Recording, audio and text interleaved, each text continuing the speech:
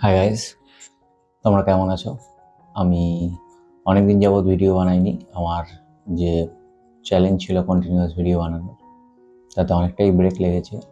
তো actually break লেগেছে কারণ একটা নতুন ঘর, নতুন সেটআপ, নতুন জায়গারও প্রয়োজন ছিল আমার। মেন্টাল হেলথও খারাপ হচ্ছিল একটা কনজেস্টেড জায়গার মধ্যে থেকে নিচে।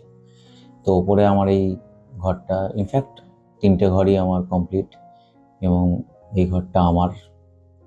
তোমরা দেখতেই পাবে, আমি ভিডিওতে দেখিয়ে দেবো যে নতুন ঘরটা এবং এই যে টেক্সটটা।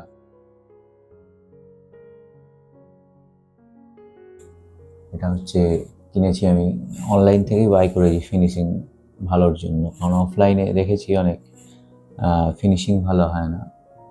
বাকি ডিউরেবিলিটি তো সেটা দামের ওপরে, যত যেমন চিনি দেবে তেমন মিষ্টি হবে। তো এই কালারটাও ভালো, কারণ ডিপ কালার কনসেন্ট্রেট করতে সাহায্য করে। বলো, এই ডিজাইনটা অ্যাকচুয়ালি ভালো পড়ার ক্ষেত্রে, যে কোনো প্রোডাক্টিভ কাজের জন্য। ট্যাবে তুমি কিছু দেখতে পারো, এডুকেশনাল ভিডিও বা রিসার্চ করতে পারো রিসার্চ পারপাসে, ঠিক আছে? তো এভরিথিং তোমার যা যা দরকার মোটামুটি। আর আমি এই ঘরে এসে বা ওপরে এসে মোটামুটি আমার মেন্টাল হেলথ অনেক বেটার হয়েছে, কারণ আমাদের ওপরের জায়গাটা অনেকটা ফাঁকা, অনেকটাই জানালা দিয়ে বাতাস ঢোকে, আলো আসে।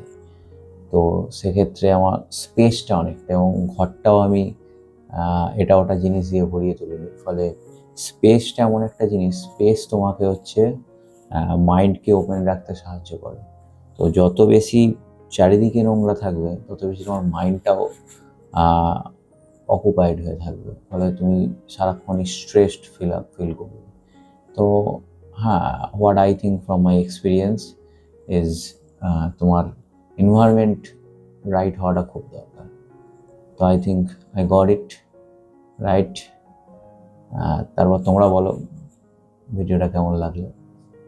নেক্সট ভিডিওতে আবার একটা নতুন টপিক নিয়ে আসছি। টাটা।